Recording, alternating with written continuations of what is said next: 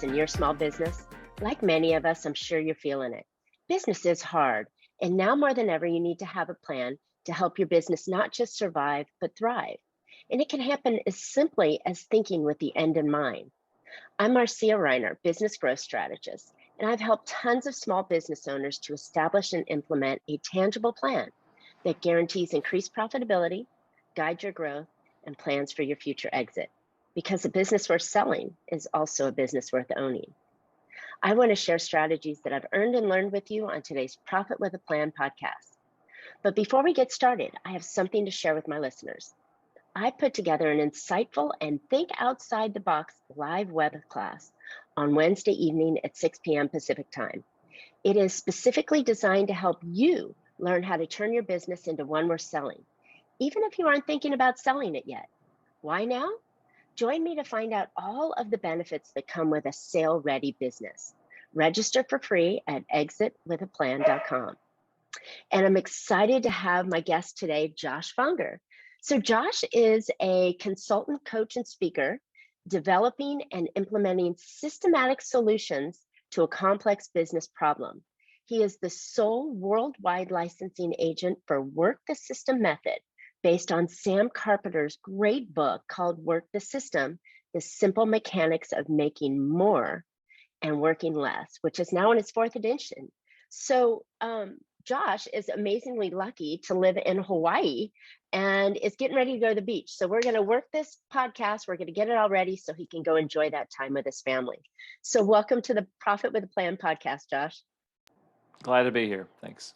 Yeah. So this is an amazing conversation I've been prepping for with you, because I think that many business owners, they just are in the trenches of working in their business and they don't think to work on their business. And I think that's the method that you are talking about, or a portion of the method that you're talking about with your clients. So tell me a little bit about how all this Work the System works. Yeah. Well, for those watching this on video, the book there right behind me, Work the System, is where it all began. And it began the factory of Sam's business, right? So Sam Carpenter owned this call center, and he was able to take it from basically a hellish situation where he was working 100-hour work weeks, sleeping at the business, living there full time, to developing a systematic solution where he could scale it by multiples and get his time back, get his life back, and have his income go up. And that's what we do, is basically take that methodology and apply it to companies. And it really begins with a shift in the way you see business, the way you see reality, the way you see your life. And we describe it as the systems mindset. So you are, instead of going through and reacting to things as they happen to you, it's a perspective of being above yourself and looking down, and then seeing that your life and your business is made up of a collection of repeatable systems. And that's where the title Work the System comes in, is you want to control the systems. You want to work those systems. And that's what we do. Wow. That's a funny thing, control, that word control, something that we have very little of, but we think we have a lot of. And some of the things that I think are so important when we're talking about controlling is our effort and our energy and the things that we focus on. We can't control all the minutia that's going around us. So this really pins in on control, that thing that we as business owners have to have, and we get it by controlling the systems, right? Yeah, well, that's the way. And Sam talks about is you're expanding your area of influence, right? And so you first want to get control over your mind, right? Exactly what's between your ears, and then you want to have control over the strategy, the direction you want to go, and the principles of which decisions are made. And as you start to kind of work your way out, then you're going to be able to influence people, and not just in a one-to-one relationship, but if you document your systems, it's in a scalable way. So you've actually documented those core aspects of your business and your strategy. Therefore, as you are influencing or touching more people, employees, contractors, vendors, they also have that same information, and therefore it's a scalable way to have control.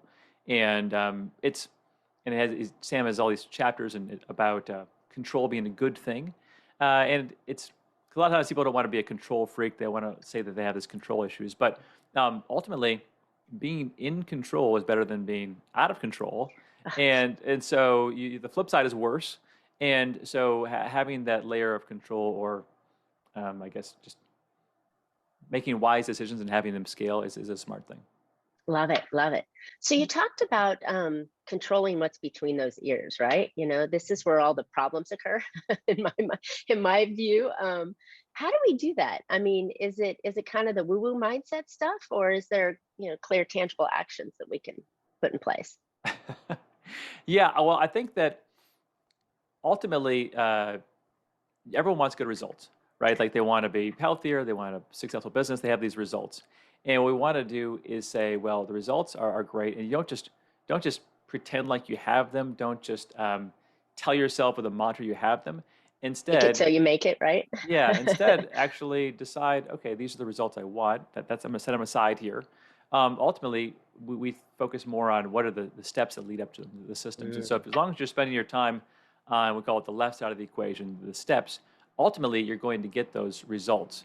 But most people, they keep just shuffling around bad results, thinking that someday that's just going to happen. And a lot of times, it just takes a lot of consistent hard work that you do again and again and again.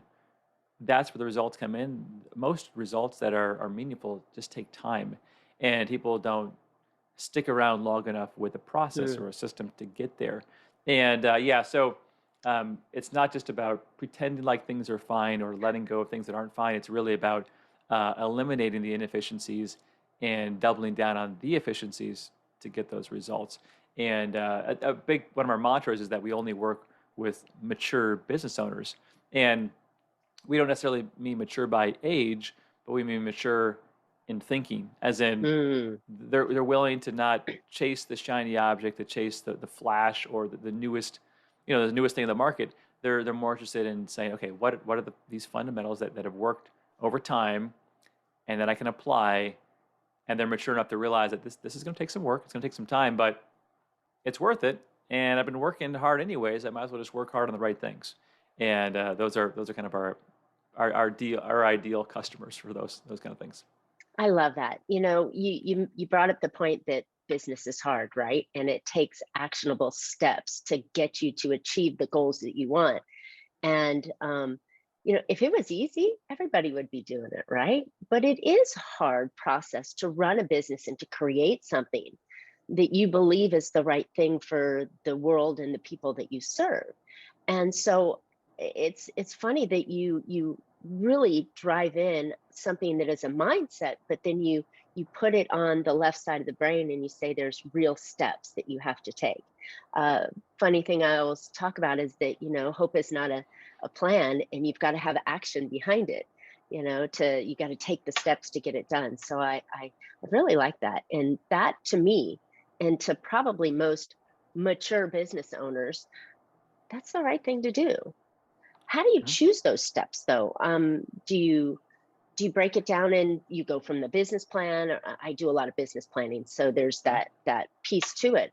But where do you figure out what are the right structures to focus on to get that Mhm. mindset?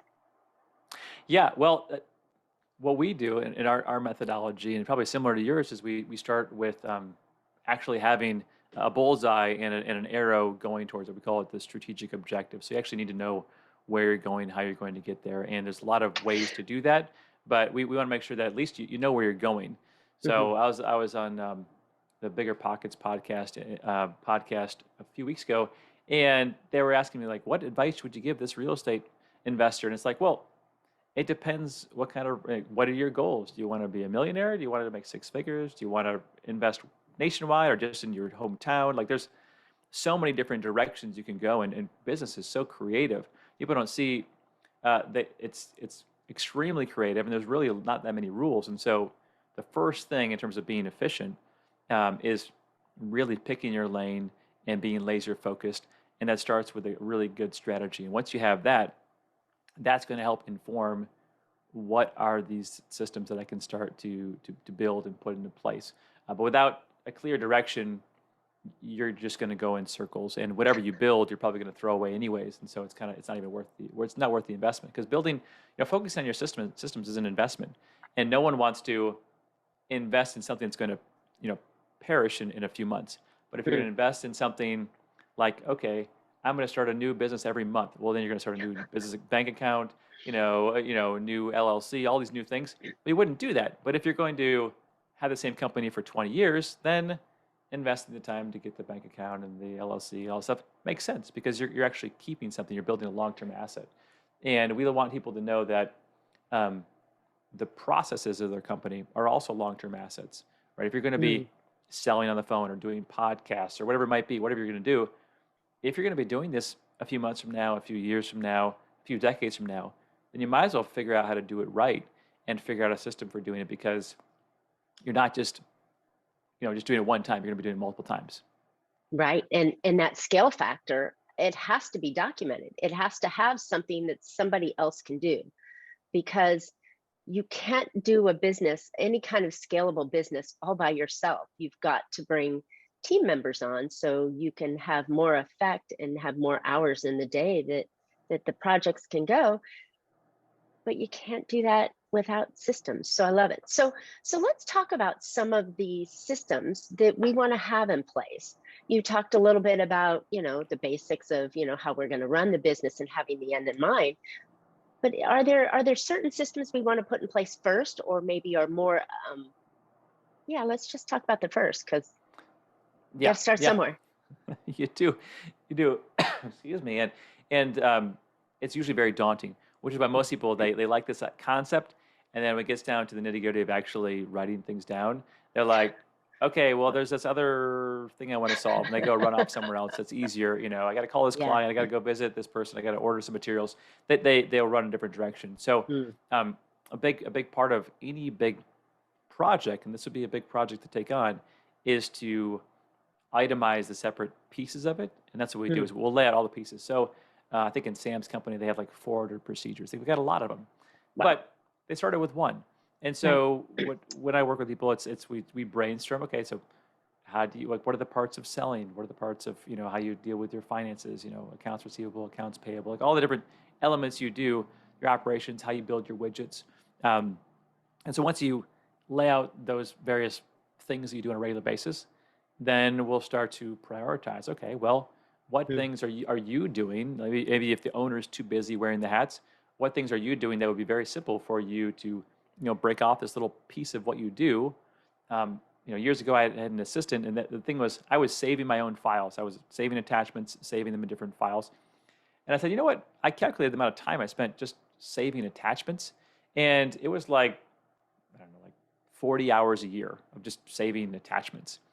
And I said, I could just come up with a system for this, and then they could do that, right? And they just, just little things along the way, and then you start to break off bigger things. And that's one approach. Another approach that larger companies might take is they just take, what are we working on right now? Well, we're working on, I don't know, a live event. We're doing a live event. Okay, well, let's document the systems of a live event, because we're putting on a live event right now anyway, so might as well just document as we go. It makes a lot of sense to do that.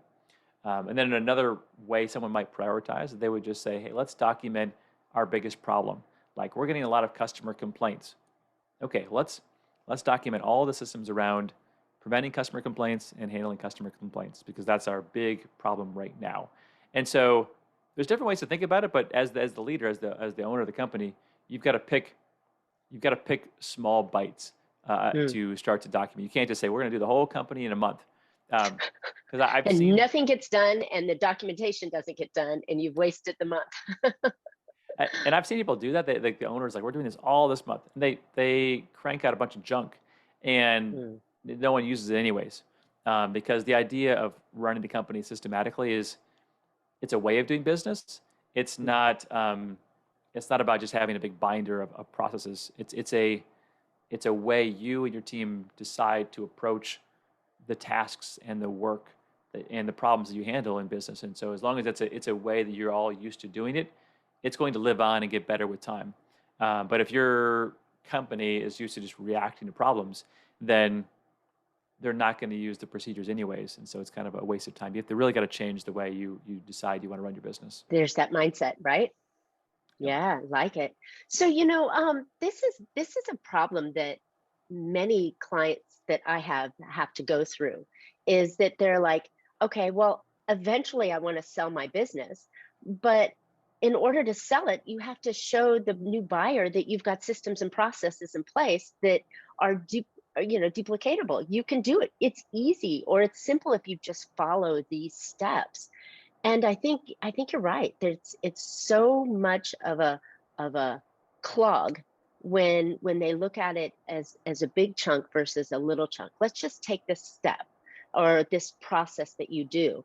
And I think it's essential for getting your business ready to sell. It's also essential for making the owner's life a whole lot easier because you talk about this and that the owner to have that free time or to have that, the hours off, the weekends and the nights, that we originally thought we were getting in business for, that's all systems, right? Yeah, yeah, definitely. I mean, freedom doesn't just snap and you snap your fingers and it happens. Right. And when it is that way, it's I've seen this happen before where someone they'll hire a second in command, and they'll say, "Look, I have Mm. all this freedom," and they'll hand everything over to that person. They'll abdicate responsibility, and then they'll look back a few months later and they'll say, "Wait a second, that person's not doing that right. That person's doing this wrong. And wait a second, what's going on over here?" And then they come back from their hiatus of a few months, and then that person might leave, and then they're in a worse off position than when they started because that person didn't write down what they did.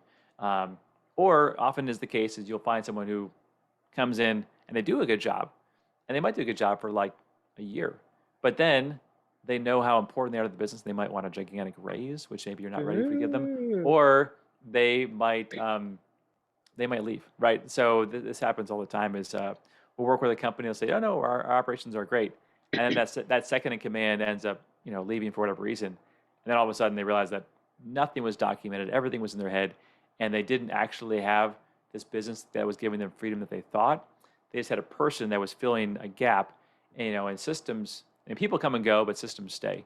And Mm. so we want to make sure that maybe if you're listening to this and you have someone who's giving you that freedom, you are taking your month-long vacations.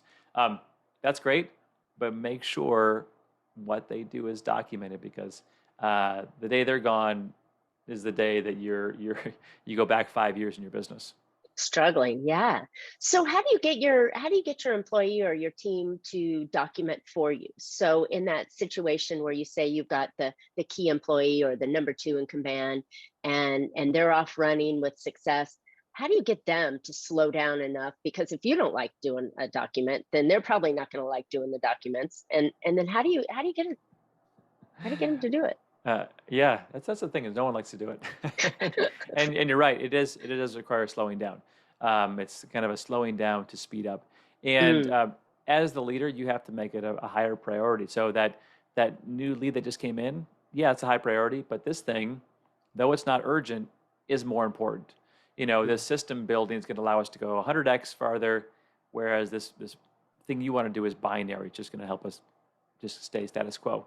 And so it has a lot to do with the owner, believing this so much that they're willing to forego quick wins for longer term massive wins. So it's the owner has to have this kind of mindset, the strategy, the team has to buy into the strategy.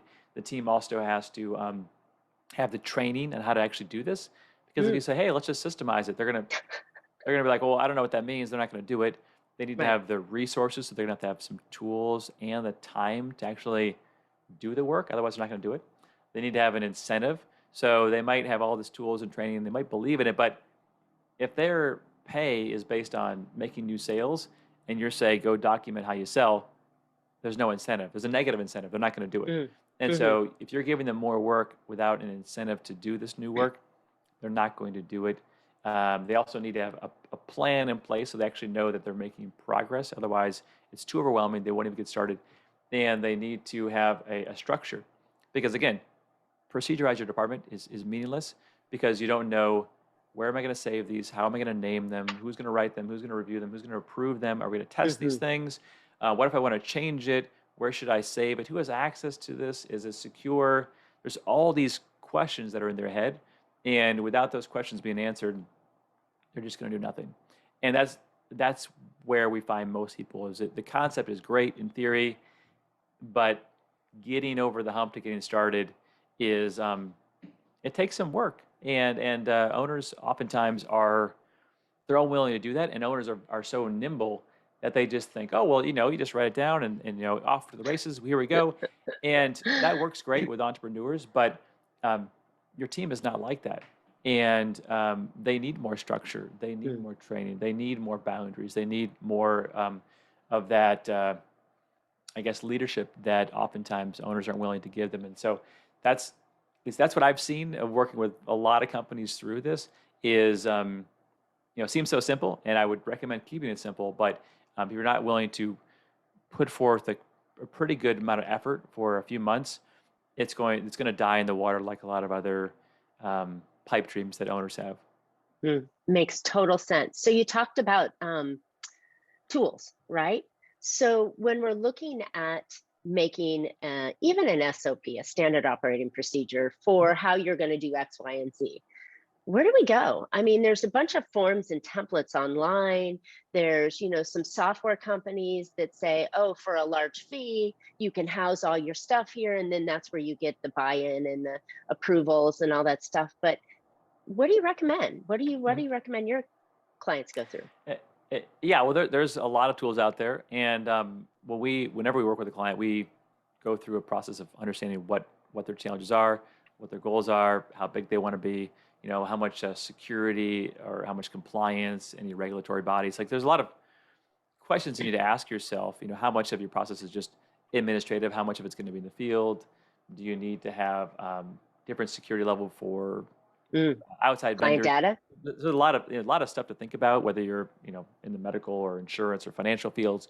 So it's it's worth looking at. In the process of trying to find that, though, you can make progress just using Google Docs or Dropbox or something like that. So Okay. if an owner is excited to get started, we just say just get started with something very simple like Google Docs, and then as you get going, as you decide, kind of the unique aspects of your business, like do you need high levels of control, high levels of delegation? Do you need to really um, tie these procedures together with checklists? There's certain procedures that are really, or softwares that are really good at this, and there's other ones that are really bad at this.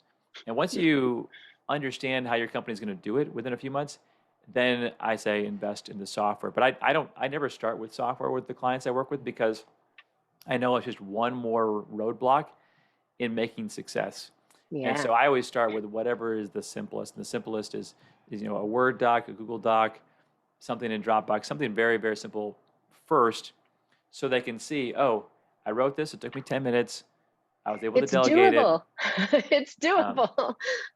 yeah, yeah, it's something simple. Like I took a picture with my phone, I voice recorded something, I screen recorded something, I just, saved it in some random folder. Um, Once they see that and they can see the benefit, then they're start, okay, well, maybe we should just get a little bit more sophisticated with this, and then we move on to a sophisticated tool. But never in the beginning, because it's just one more roadblock Mm. to ultimately having success with this. Absolutely. And in the format of getting started, you mentioned taking a picture, doing a screenshot, voice recording. What's do we want long format written? Because we also want to think about who's looking at this document as well. And if I sit there and I like throw up on the page and I put everything, every single minute detail I can think of, and then nobody's ever going to read that, or do I highlight it with bullet points and checklists? What are your thoughts? Yeah, well, we have four different key types of procedures that we write. The first most common is a how-to procedure, which would be like a recipe. So if you're Mm. going to make a recipe, there's certain steps you take. They're chronological. You start it and you finish it in one sitting. That would be a how-to procedure. Most of them are like that. But beyond that, there's also guideline procedures. This is Mm. like investment guidelines or design guidelines, communication guidelines. So it tells you the approach of how we handle things related to communications, but it's not step by step. It's more of a policy than a procedure, and we will Mm. document those as well. Other things are more checklists. So it might be like a pilot before they take off. they don't read a whole procedures manual about how to fly an airplane, but they do check a number of things and click off to make sure that the airplane is going to fly. And so there's a number of things that just might be, before you get into podcast, check these check boxes to make sure you got your sound working, right? And Right. then the last one is what's called a process outline. So if you're going to be doing something that is not done in a single setting, is complex, and it's over an extended period of time, but you're going to do it again and again and again, then you should document a process outline. So an example of that would be if you're putting on a live event or if you're going to hire somebody. You don't hire somebody in a day. There's a process. You might first figure out who you want to hire by writing a job description. Then you might place the ad out on a few different places online to find the person. Then you might have a review of resume process, and then you might have a telephone screening. Then you might do background checks, and then you might send them some other tests online to see if they're the right kind of person. First interview, second interview, like it's a month-long process. So Sure. you could outline it, and then that's going to help someone in your team. So when you say, "Hey, go hire somebody," they are like, "Well, how do I do that?" And you say, "Oh, just follow this outline. It's a process outline," and then they can go through those. And some of those particular steps, you might even fill in more details and get more granular. But the challenge I see most often with people who just get started with procedures is they'll write too much and too long. So they'll say, "I'm going to write a sales procedure," and I say, "How about you write a procedure called, like, I don't know, introductory email or handling objections or Break it how into to." bites. Yeah, there's probably 20 different procedures related to sales. Don't just do one for all of sales because it's going to be 40 pages long And and no nobody one's going will to read read it. it. Yeah, no one's going to read it. So Exactly. bite-sized chunks is way better, discrete pieces, and that's going to make it easier for people to update them, to train with them, to Mm, modify them, to save them appropriately. So I'd much rather see, yeah, 30 sales procedures than just one, because mm. again, it's just too complicated, and no one's going to review it, no one's going to approve it, no one's going to test it, and it's going to collect dust. Gonna collect dust. It's gonna be that binder in the cabinet that nobody uses, you know. And it's funny. I think about that when I first started writing business plans for my clients. They're like, "Oh yeah, I got one," and it's 5 years old, and they haven't looked at it. And my comment was, "It's got to be out on your desk and take that prime real estate because you want to go back and use it." And these methods and systems that you're creating, you want it to be updated and used and frequently followed, or why are you doing it? Hmm. It Yeah, makes yeah, total definitely. sense. And Yep. I love the idea of the Google Drive. So it makes it simple. People can come in, they can put their approvals on it, they can make their changes, it can be documented, it's in a safe place. Um, when you get all finished with these four types of processes or systems that do you recommend to put it in a binder, or is it okay living digitally somewhere? What are your thoughts on that? Yeah, a great detailed question.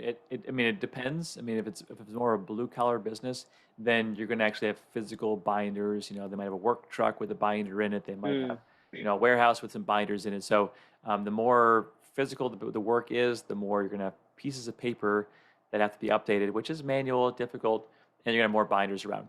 The more virtual online it's going to be, the more likely it's going to just be a digital, 100% digital. It's nice to have a quick reference sheet of some things printed off on someone's desk, but oftentimes it's digital. With companies that are going to go digital, I just make sure that everyone has at least two screens. You don't want to have all your processes and then just have one screen because no one's going to look at them. They're going to be working on something and they can't they're not reference going to go something back. else. And so you have to have a minimum of two screens if you're going to do that. Um, and but beyond that, those are kind of the rules of thumb. And then once you create it, how often do you recommend updating it or putting a new version in? Yeah, the general rule of thumb is every 6 months. So if you see a procedure and the last date was 6 months ago, then you want to bring it up to those who are involved and say, "Hey, any changes to this? Is this still how we do it? Great, change the date." Put a new date. Love it. That's the simplest way to do it. Of course, you want to update it always when there's new ideas that come about. Sure. But as long as you have this kind of this 6 month, worst case maybe a year. But if it's beyond that, things have changed subtly, and those things have not been integrated, and then it's going to lose its traction. People are going to lose. They're not going to want to reference it anymore because they know it's obsolete. and then it Mm, kind of defeats the whole purpose. So you really have to have a maintenance system in place. love it. And who do you think who do you like to prepare these? Do you want the hands, the boots on the ground to prepare these and then have it approved by the ownership, or do you want it to be top down? The ownership says this is the way it's done.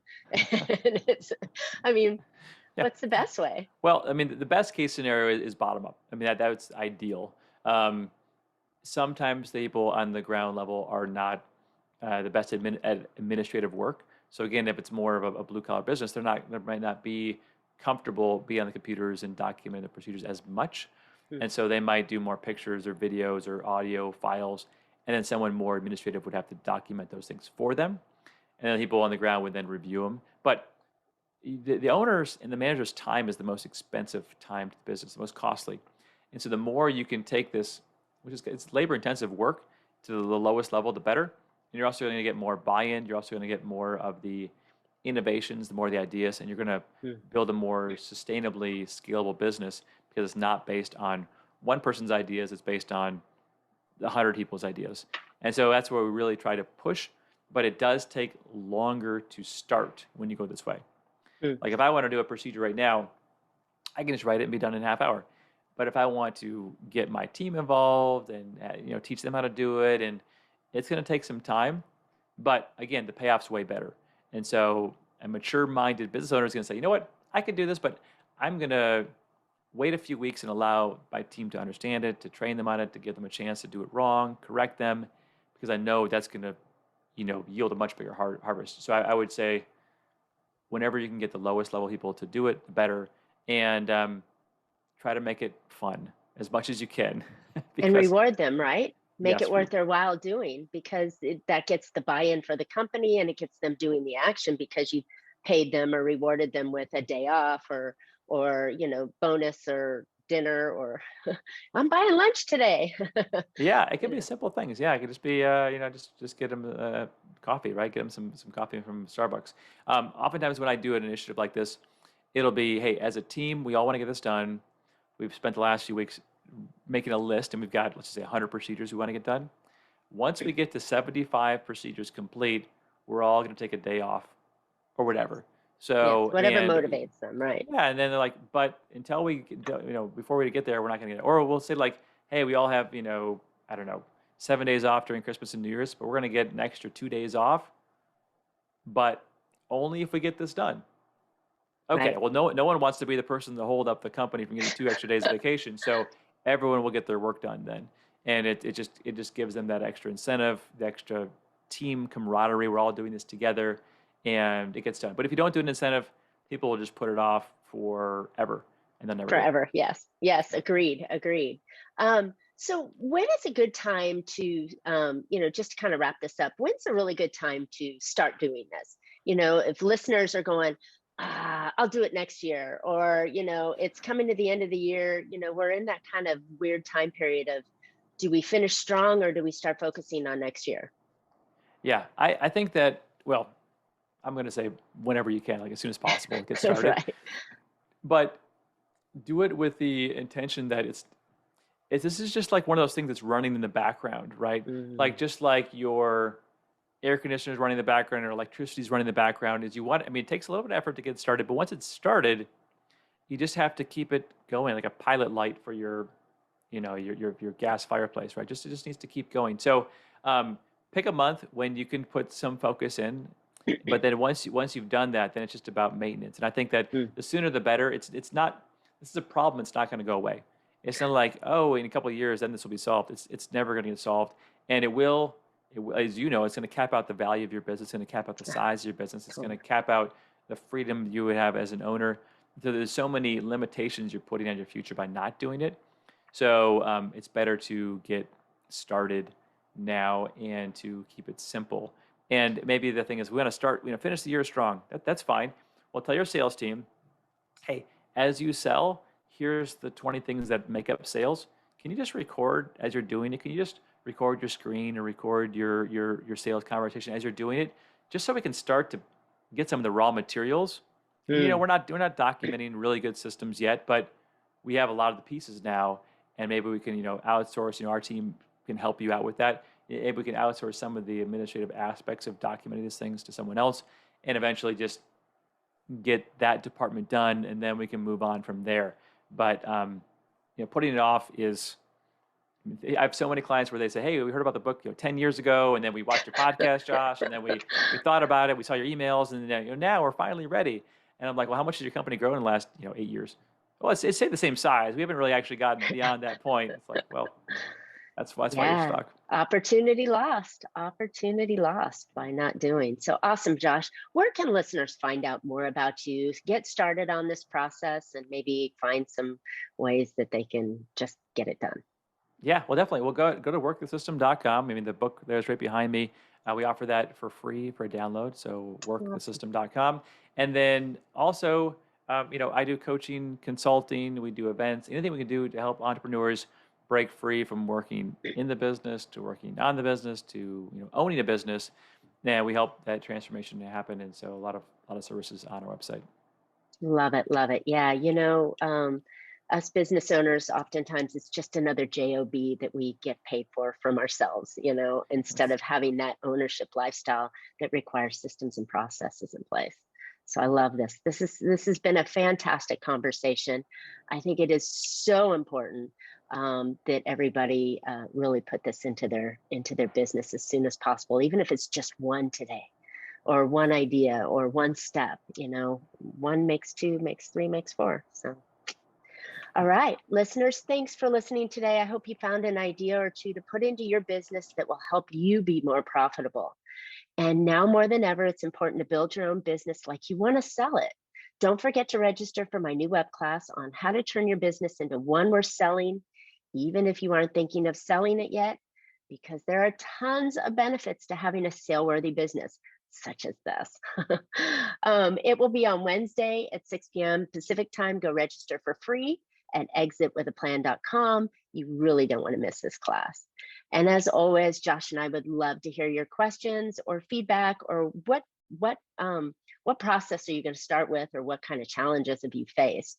And just hit us up, because we'd love to respond to that. And don't forget to subscribe on today's podcast so you can catch and hear more for next week.